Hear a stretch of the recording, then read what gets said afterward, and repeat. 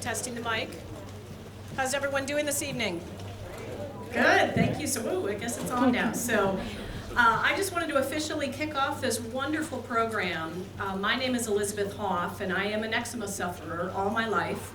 I started with very severe eczema at the age of 2 and went down a rather typical atopic march with allergic rhinitis, asthma. I have anaphylaxis to fish and nuts, so I'm kind of one of these patients that had this type of seminar been available when I was young and at various times in my life, my family would have flocked to it. I also have a sister with very severe eczema who's in a clinical trial right now, and I went up and down my whole life with the 30 to 35-year-old window of time being just horrific for me.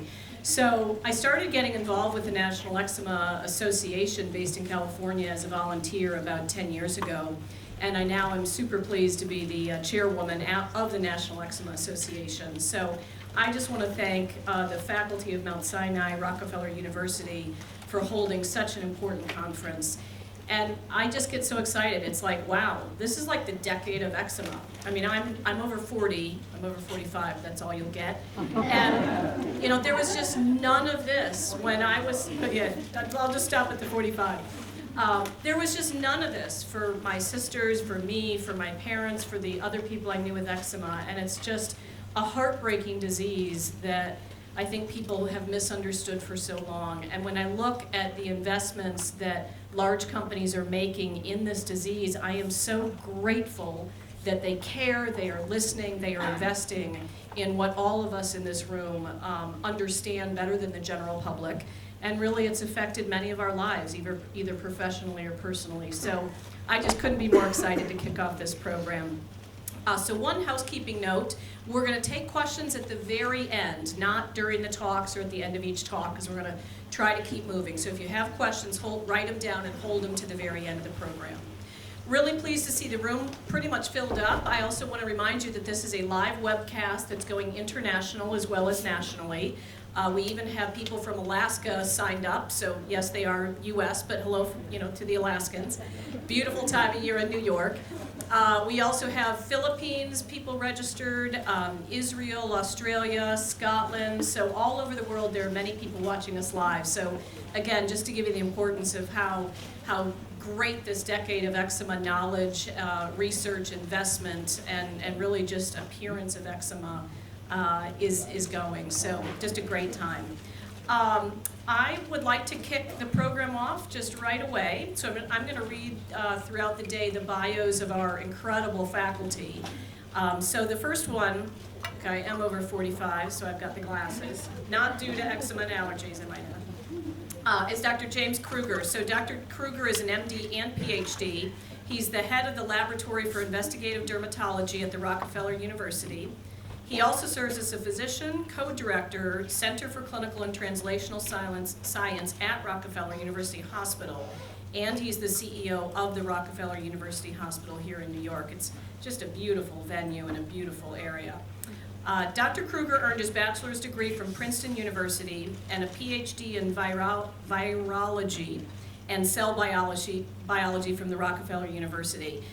Dr. Kruger is going to talk to us about what eczema can learn from psoriasis, and he spent a great deal of time researching psoriasis, which really from a drug perspective is a little bit further advanced than it typically has been from eczema. So there's a lot of lessons that we can learn.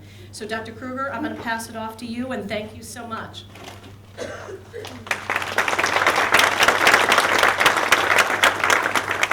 So wearing my hat as a university official, I just want to welcome all of you to Rockefeller University.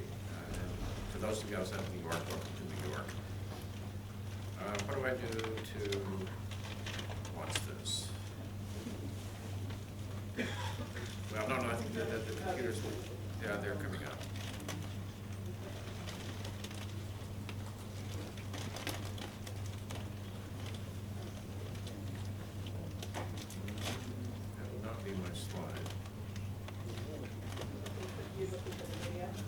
No, it's just,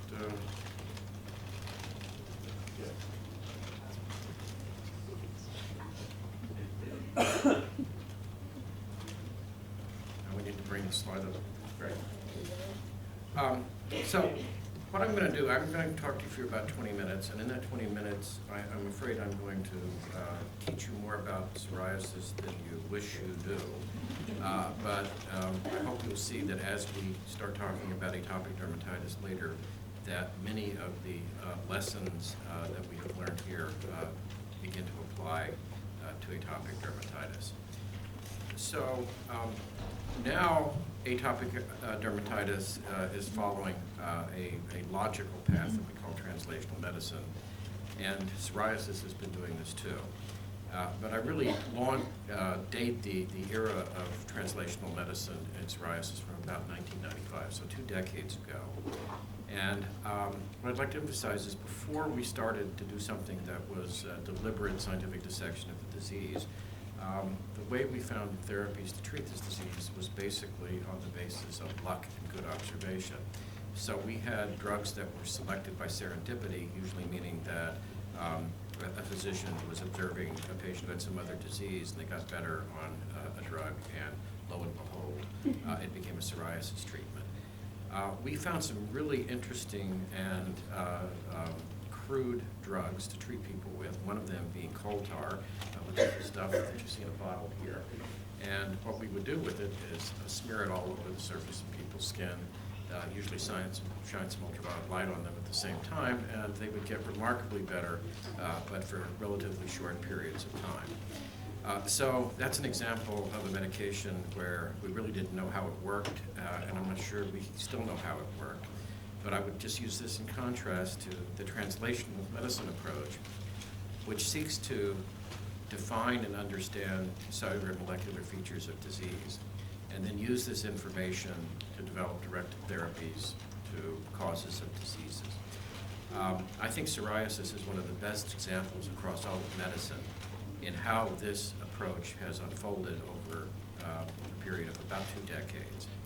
And in the next few years, we will have more than a dozen drugs that are highly effective at treating this disease that all come from this path, and I think now we have about half a dozen. So there'll be a marked increase in what we have. I suspect most of you don't know what psoriasis looks like. It's this red, raised, and very, very scaly, discrete lesion that's on the skin. It's much more obvious what is the disease skin from background skin, looking at a patient like this compared to eczema. So what I want to do is start the translational medicine approach by showing you what this skin looks like in relationship to the psoriasis lesion under a microscope. So this is background normal skin. There's a thin purple area that's epidermis. It sits on this pink stuff that's dermis. And at the same magnification, this is a psoriatic lesion. You see this much, much bigger purple area, which is an area composed of keratinocytes, which are your epithelial cells. And it sits on this pink stuff, which has a lot more purple in it, which are infiltrating immune cells. Now, essentially, 2 things go in to make up this psoriasis lesion on an invariant basis. The first is this thickening reaction that you see is caused by excess growth of the surface cells, keratinocytes, and we can mark this with certain proteins like this thing called Ki67 that shows cells that are undergoing division or about to undergo division. And we can also mark it by the expression of some proliferation-associated keratins like keratin 16.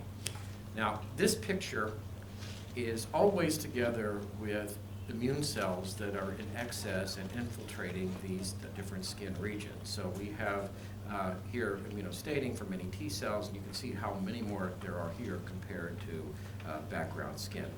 And so these 2 elements of psoriasis went together in a pathogenic model in about 1995. And that model suggested that we had T-cells that were in some way interacting with keratinocytes and changing their growth behavior from that of homeostasis or regular growth into a wound healing program that's called regenerative growth, and that this excess proliferation drove many of the clinical disease features.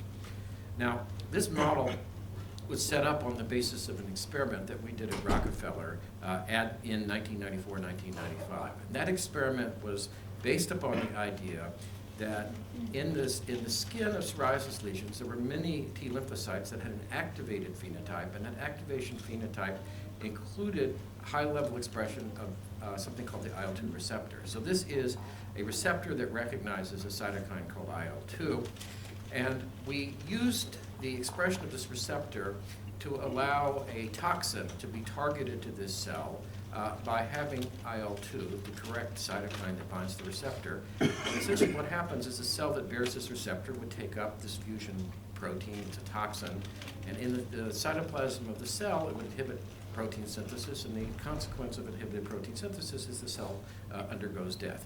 And keratinocytes, which didn't have any receptors for this, were unaffected. And so what we did is we gave this fusion toxin to people who had long-standing, very extensive psoriasis that you see here. And a couple of months later, the skin looked completely clear. Now, equally importantly, we had the ability to define the disease under a microscope based upon pathology. I just want to show you here that this picture of hyperproliferation, the Ki-67 staining, goes back to a normal pattern, and the keratin 16 goes back to a normal pattern. Essentially, everything that we could use to define the disease under a microscope disappeared. And this disappearance was in conjunction with the elimination of T-cells from skin. So that model I showed you was based upon this little experiment that started the biologic revolution in psoriasis. And then this idea that T-cells might be driving psoriasis was fundamentally confirmed by a few other protein-based drugs that inhibit T-cell growth or differentiation in various ways. And so in this early period, we had drugs like efalimumab, which is one of these T-cell targeted antibodies, and we could have patients with really bad and extensive psoriasis who a couple of months later appeared like this. With virtually clear skin. And this was a remarkable thing that was seen in clinical trials that were going on around the year 2000. So we had our first approval of protein-based therapeutics for psoriasis in 2003. And at this point, we knew that T-cells were incredibly important in setting up the skin lesions. But we didn't know which flavor of T-cells were causing the disease. And so now I need to introduce you just a little bit of science. So T-cells come in different flavors, and you can think of them as fruits, like apples or oranges. So out of an apple, you would get apple juice, and here you'd get orange juice, and you know these are very different juices that do different things in your body. So T-cells are named as Th1 and Th2 in this early period that I'm talking about. And Th1 cells make a cytokine called gamma interferon. Th2 cells make other cytokines, IL-4, 5, and 13.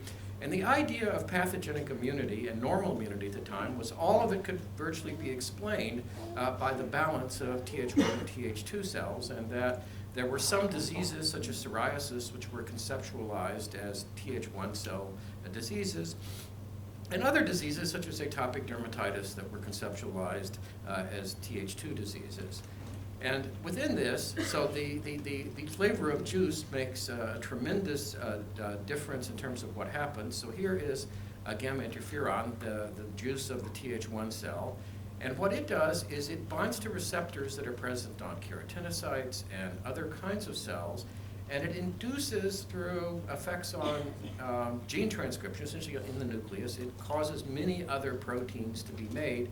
And the function of most of these proteins over here is that they regulate immunity, and they're pro-inflammatory, and they set up inflammation. So we have an idea that this particular cytokine controls one set of genes in cells, and products of other cytokines, such as the Th2 cell, don't set up the same genes. So we begin to have the idea that what happens in a tissue may be dependent on the cytokine mix that's present. Now, in trying to define the molecular circuitry of this disease, we used a series of chips that measure gene expression. They're called gene chips. And essentially, we set up pictures like this that are red and green that are essentially disease roadmaps. They tell us what genes go up and what genes go down. And in the genes that went up, all of these studies, starting from early 2001, showed a tremendous number of interferon-regulated genes, suggesting that this Th1 T cell was very, very active. And based upon these kinds of data, we set up these really beautiful and colorful models that we published of saying, here's skin, and there are all of these interferon-induced products, and we've got a lot of interferon and Th1 cells, and there's another upstream cytokine called IL-12 that not only young groups found to be overexpressed, and maybe this whole pathway that we call the type 1 pathway is driving psoriasis. And I believe that firmly until we did this experiment, which was only published recently because it was a total flop. And the interpretation of this really wasn't possible until we had some later data that I'm going to show you. But essentially, what we did is we gave tremendous amounts of gamma interferon antibody to patients who had bad psoriasis, and only 10% of patients really got better. So the best thing that one can do as a scientist is to disprove a beloved hypothesis. And so we really disproved what we thought to be true. And this might have been a career-ending disproof, except for the fact that right at this juncture where we did these experiments, immunity started to change. And immunity started to change by examining the DNA sequences of humans, and out of that trying to decipher novel cytokines that might have been present but otherwise undiscovered. And IL-23 was one of the cytokines discovered by genomic sleuthing, and it was found to regulate a group of cells that are called Th17 T-cells, which were also found to be pathogenic in a mouse model of a disease called multiple sclerosis. And this raised the question of whether this group of T-cells might actually be involved in any of the human autoimmune diseases that were thought to be T-cell mediated, so diseases like multiple sclerosis or inflammatory bowel disease or rheumatoid arthritis or psoriasis. So our limited universe of Th1 and Th2 T-cells expanded to this new group called Th17. In mice, the T-cells that are classified like this make the cytokines IL-17 and 22.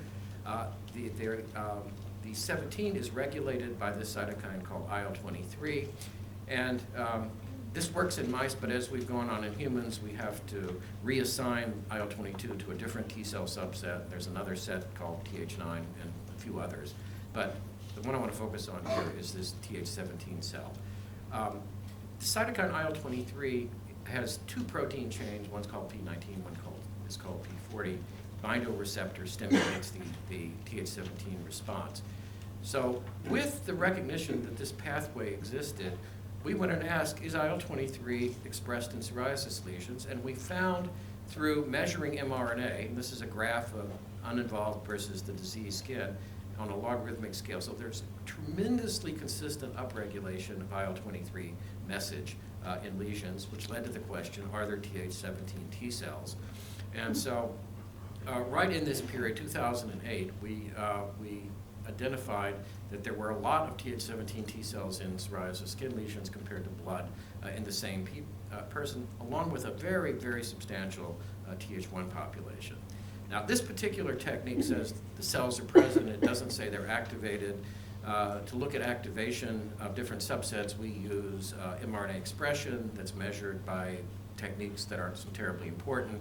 But what you see here is a graph of level of expression in background skin versus the disease.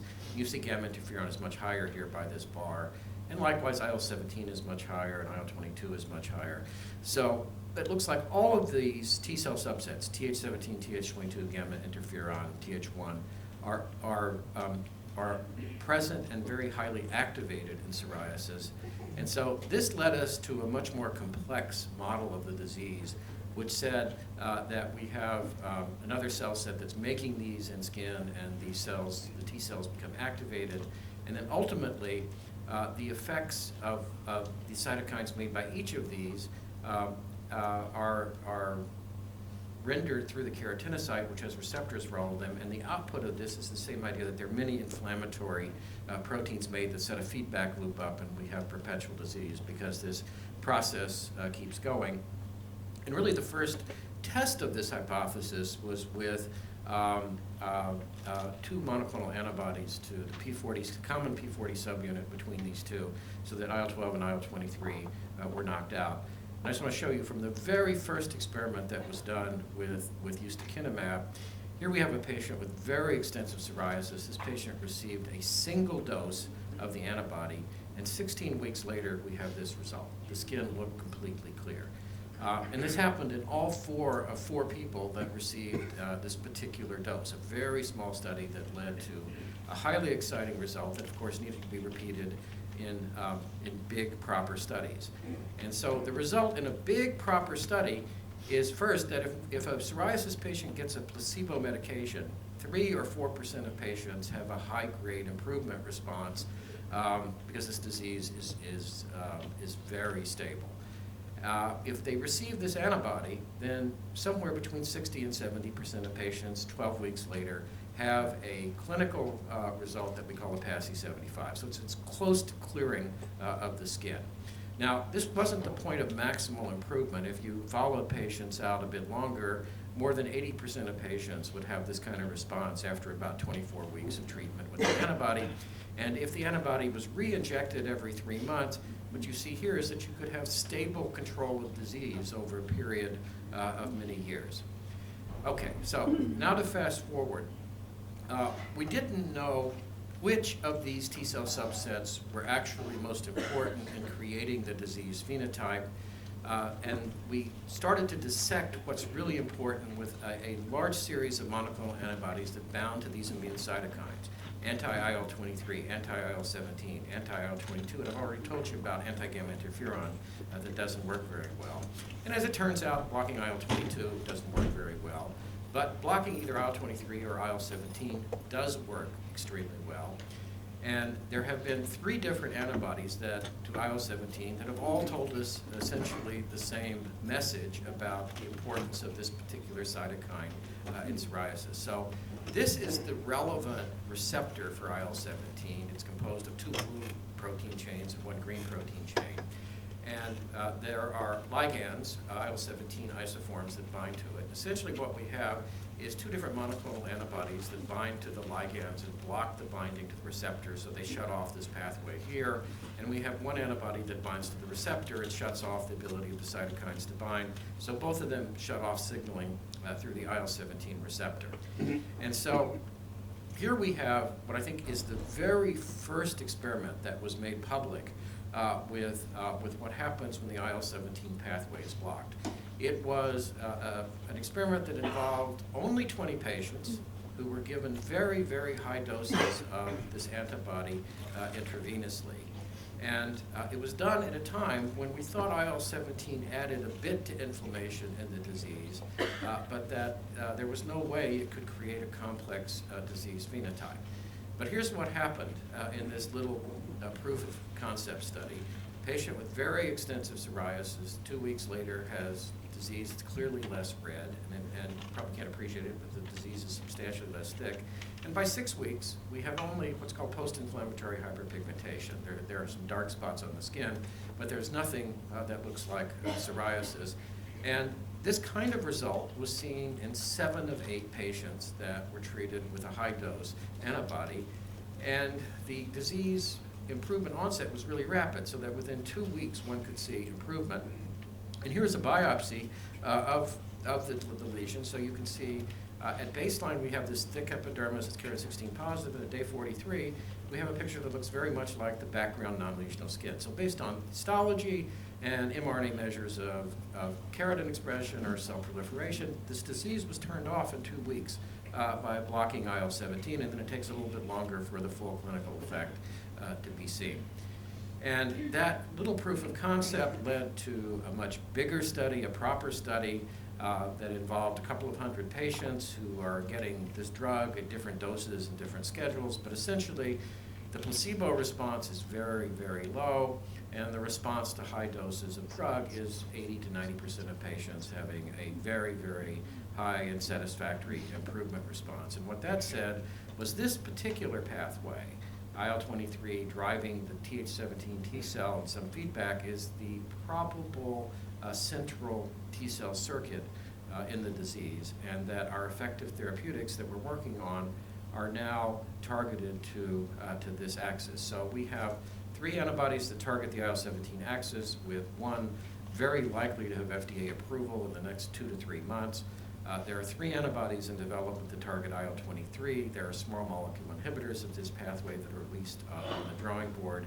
And the future looks very good to have highly narrow and highly effective immunosuppressive drugs for this disease. So what was needed for successful development of drugs for this inflammatory disease? Well, first, we needed to have good molecular maps that helped to create testable hypotheses. We needed to have availability of selective immune antagonists to help test these hypotheses that came out of bench science. We needed the ability to sample disease tissue during clinical trials to test these hypotheses with something more than our eyes could see, so that we could look at cells and we could look at molecules and we could look at genes. And perhaps most importantly, we needed patients with the disease who were willing to engage in research studies. Now, I've showed you results of small trials where the results are really, really spectacular. So you could argue, well, maybe only 20 patients is enough to give you a proof of concept that you have a drug that might work. But if you want to register it with the FDA and get approval and prove that it's safe, you need a couple of thousand patients willing to engage in a trial so that enough safety data can be put forward to the agency. So keep that in mind as you hear about what's going on in atopic dermatitis, because thousands of patients need to engage in the process of research in order to bring forward FDA approval of drugs that are looking to be very, very good in early trials. So I'll stop there and let's just go on to the next one.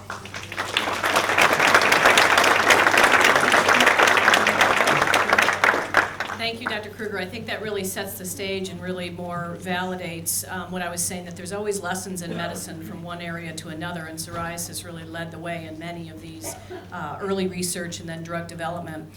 So to that end, we are going to move to Dr. Emma Gutman, who's our next speaker, who's going to focus on eczema. But before that, let me ask a question. How many of you in the room suffer from eczema or are here with a friend or relative who suffers? Okay, great. Well, the majority of everyone else is probably industry, learning, and other physicians. So again, we're moving on to eczema. So get my glasses on. I'm just so honored to be in the presence of this faculty, but Dr. Gutman is a personal hero of mine. She really focuses so much on eczema and is such a key opinion leader in this space worldwide. A little bit about Dr. Gutman. She's an associate professor of dermatology and immunology, and director of the Center of Excellence in Eczema and the Occupational Contact Dermatitis Clinic, and the director of the Laboratory of Inflammatory Skin Diseases in the Department of Dermatology here at Mount Sinai. She actually was born and raised in Israel. She earned an MD from the Sackler School of Medicine in Tel Aviv and a PhD degree also from Israel from the Bar Ilan University. She's a board certified, which means a US board certified physician in dermatology, and now works full-time here in New York. And she's got so many accolades and so many awards and so many research grants and success under her belt that it's far too many to name. So I'm just gonna kick it off. She is also a National Eczema Association member with us and really helps drive our programs and guide us toward patient support, outreach, and research within this disease. So Dr. Gutman, I'm just pleased to have you be here with us.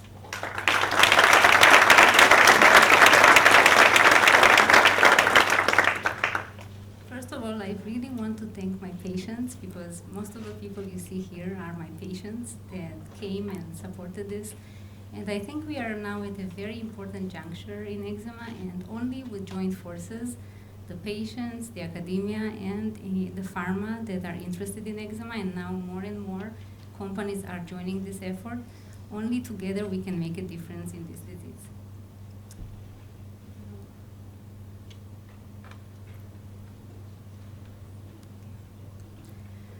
So I do agree that this is the decade of eczema. As we know, the last decade was the decade of psoriasis, and now we have around 20 drugs, more than 20 drugs that are approved, will be approved in the near term.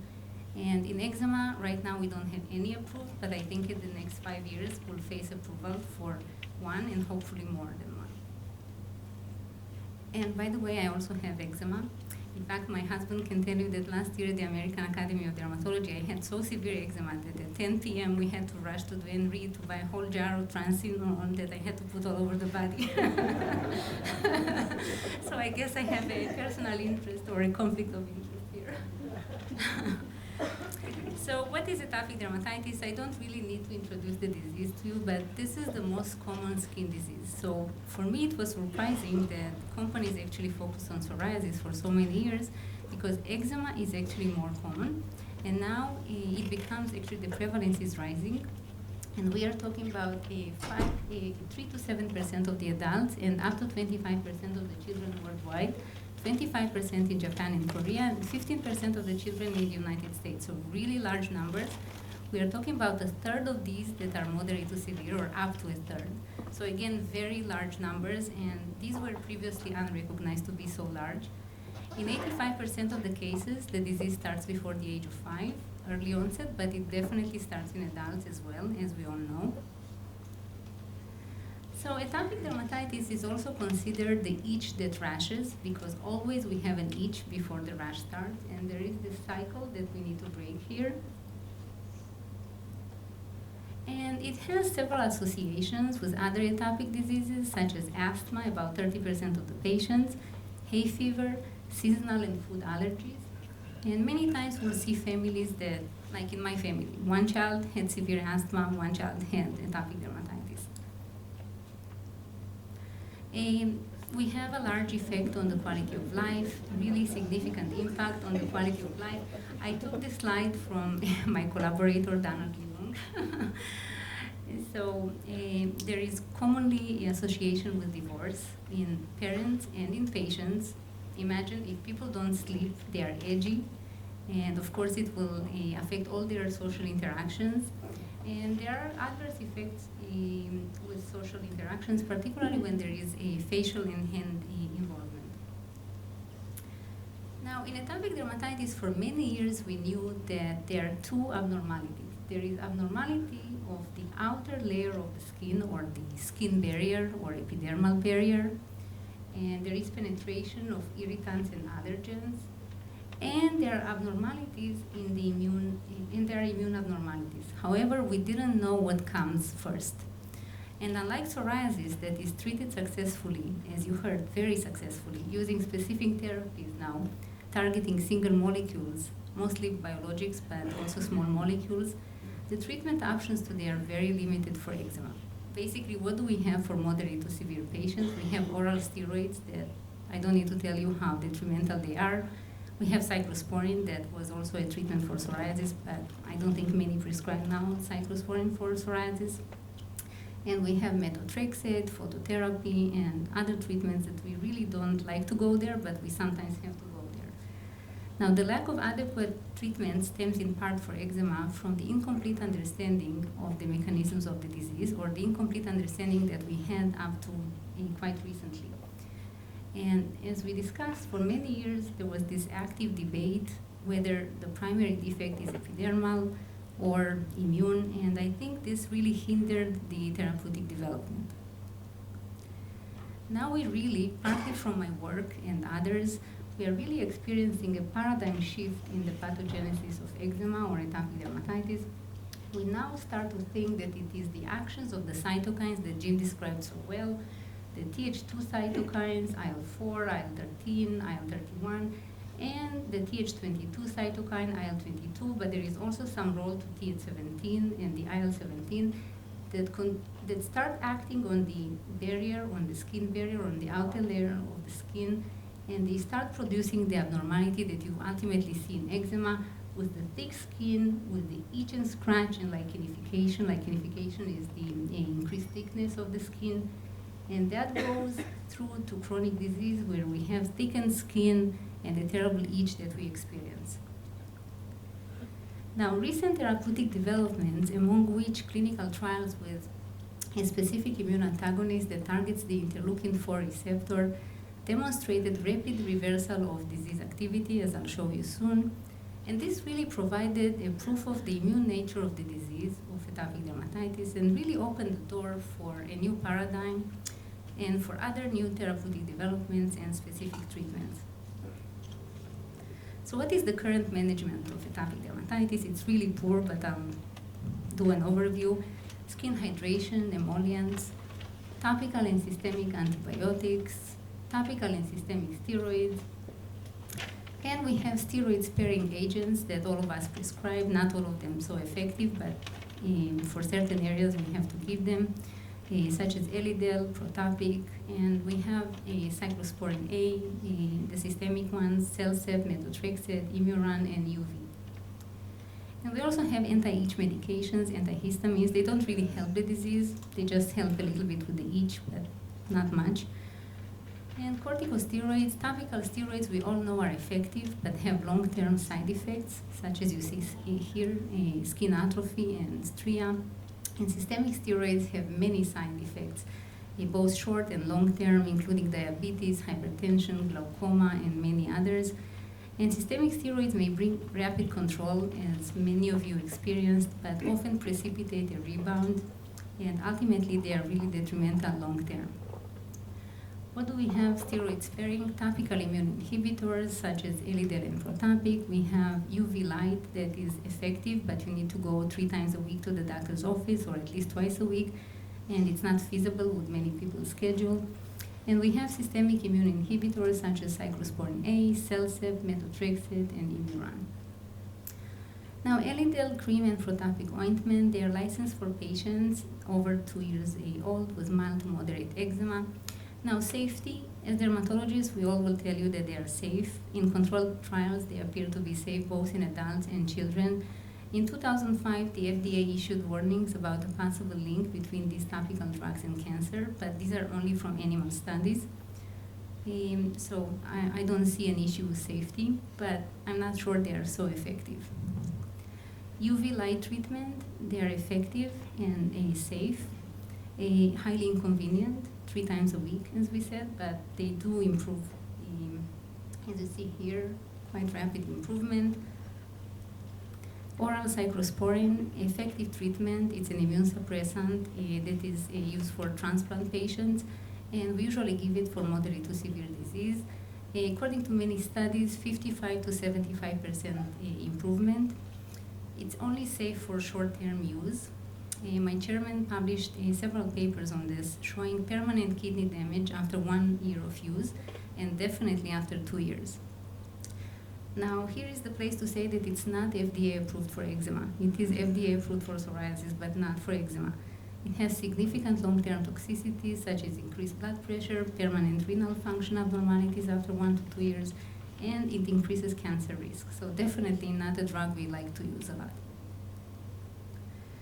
Others, systemic immune suppressants, only in severe cases. However, they are not as effective as cyclosporine, so I don't really know what's the option after that.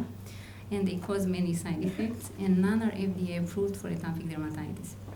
Psychological support and alternative treatments, such as Chinese herbal medications, probiotics, and we all know that they are only mildly effective and not well studied. Now we need to ask, is the large majority of atopic dermatitis patients treated successfully with the standard treatments we have now? The answer is sometimes, but they usually relapse off treatment, and a significant portion fail to respond optimally to the current treatments. Now, what is the unmet need here? We have a very large target patient population with moderate to severe eczema, both in adults and in children. We want to establish long-term remission. We want prevention of new disease. We want an effective treatment for stubborn eczema. And we want effective drug that will break the itch-scratch lichenification cycle. And we want an effective drug that interferes with related diseases or with the atopic march that many suffer from, such as asthma, seasonal, and food allergies. Now, what would be the perfect drug profile for atopic dermatitis patients? Not a steroid or a global immune suppressant. A drug that will have a novel mechanism of action with a narrow and specific target. A systemic or topical medication, depending on the severity. Of course, somebody that has mild disease does not need a systemic treatment. Not more than once daily, preferably, but if it's an effective drug, we'll also take it twice a day. Low adverse events, and will induce long-term remission. and will not only treat existing lesions, but also prevent development of new lesions. And here is an important difference in psoriasis. In patients with eczema, the non-lesional skin is abnormal. In psoriasis, the non-lesional skin is much closer to normal. So a non-lesional skin today will be lesional tomorrow. So we need to think that the patients with moderate to severe disease need a systemic treatment. Now let's talk about new targeted drugs that are on the horizon. So the promise of biologics and small molecules for eczema. What are biologics? Jim introduced them to you, but biologic therapies target specific molecules that are activated in eczema and have the potential to produce much fewer side effects than global immunosuppressive medications such as cyclosporine A and oral steroids. Biologic therapeutics and small molecules are now being actively tested for patients with moderate to severe eczema. They are, of course, not FDA approved because there is a road to pass. You heard what happened in psoriasis. We are about 10 years behind, unfortunately, and are currently offered only as part of selected clinical trials. Now, Jim introduced this, and I will not dwell on this, but there are many T-cells in immune-mediated disease. And I a little bit highlighted the ones that play a bigger role in eczema. So definitely Th2, that has an important role in allergy in general, including in asthma. And here is the place to say that many of the drugs that go for atopic dermatitis also go for asthma, for nasal polyps. So Th2 that produces IL-4, IL-5, IL-10, IL-13. We have Th22 that produces IL-22. We describe this cell, and we now have also a study that targets them, and they are very important in eczema, particularly in chronic eczema. And recently, we also think that Th17 has a role in eczema, particularly in the acute stage. So, investigational agents for atopic dermatitis, targeting Th2 T-cells. So we have dupilumab, anti-IL-4 receptor, that is starting phase 3. Very soon, we'll start to enroll. Anti-IL-13, we will have several studies in phase 2. Anti-IL-31, there are 2 studies. One is in phase 2, and it's enrolling. And in Europe, we have an anti-CRTH2, also part of this pathway, enrolling in Europe. Targeting Th22 or IL-22, we have a large NIH-funded study with an anti-IL-22, ILVO94, funded by the NIH that is enrolling. We completed more than half of the enrollment. And we have PDE4 inhibitors. These are oral medications, apremilast. It's a small molecule that targets an enzyme. And it showed approximately 50% disease improvement in a small investigator-initiated study, and now it's a company-initiated study, a big study, and it's also enrolling. And we completed in the United States, and there was also a study done in Japan. We completed a single-center study with ustekinumab of 32 patients. It ended enrollment, but the study is not yet finished. Now, targeting Th2 inflammation, eczema and related diseases such as asthma is characterized, as discussed, by marked activation of the Th2 lymphocyte.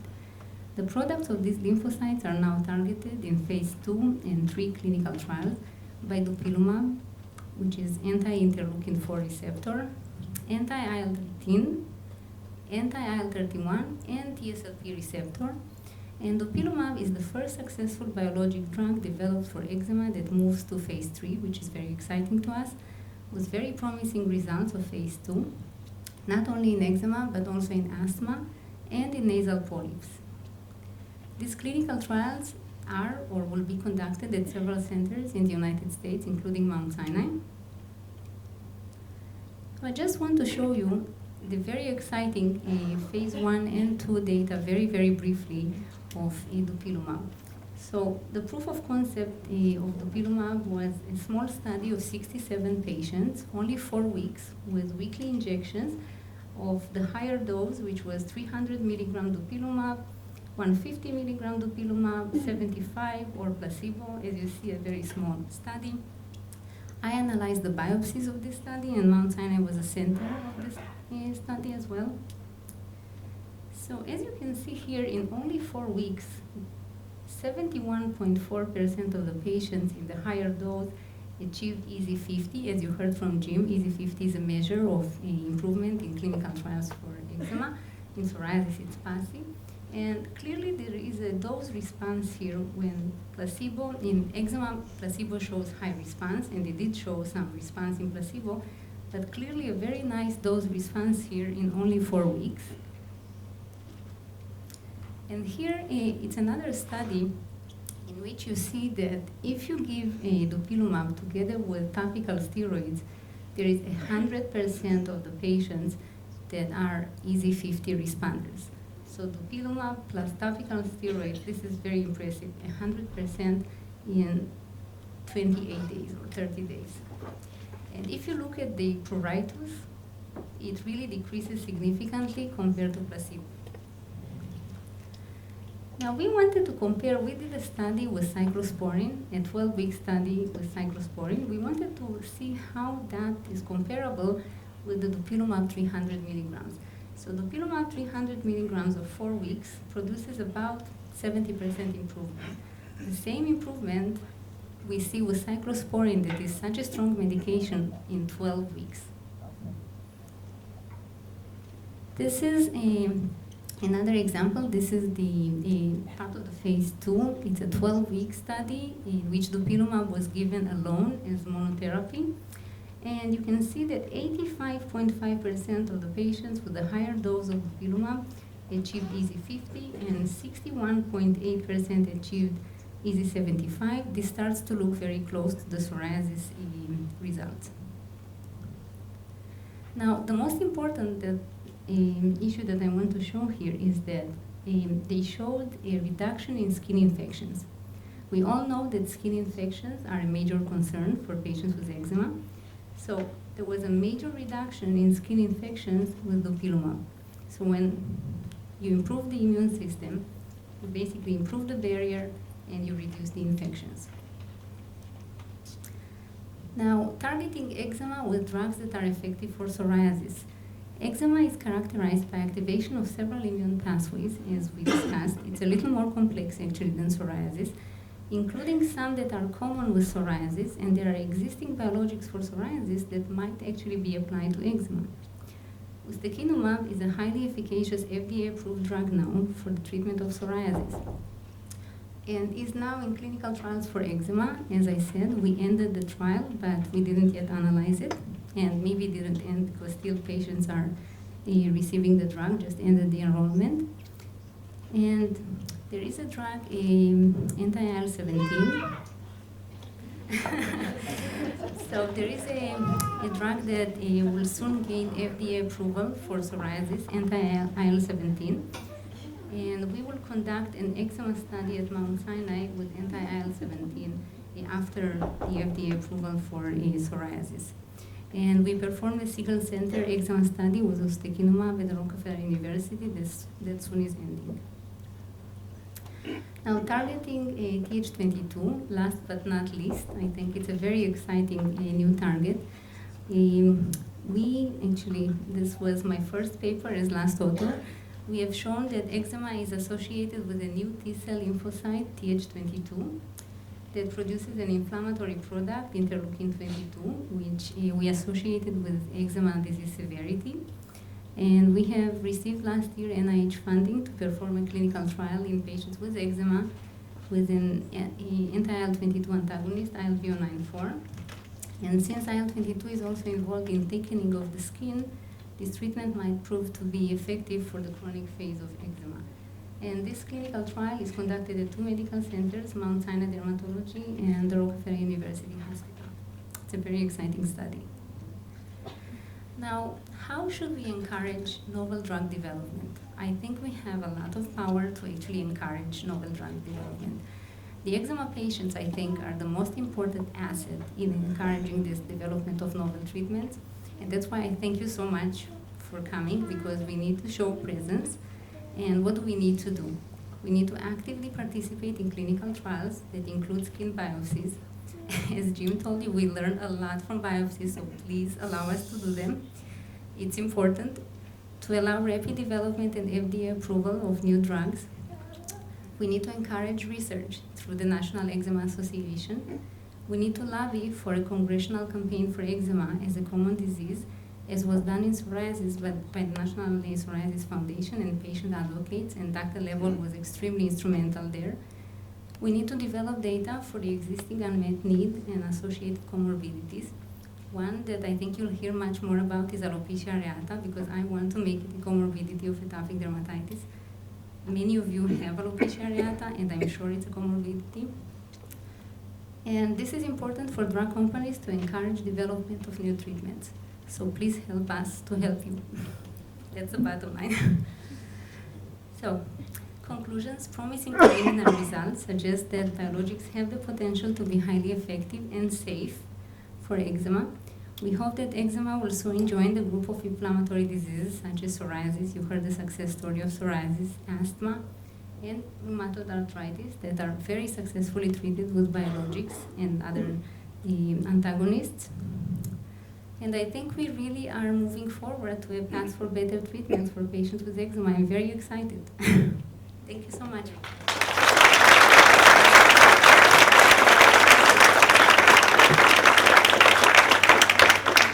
Thank you so much, Dr. Gutman. So if I were to do my Reader's Digest version, all of you who are patients or know patients, get to a center such as this one that hosts many clinical trials and find out if you are a good candidate to be part of that clinical trial.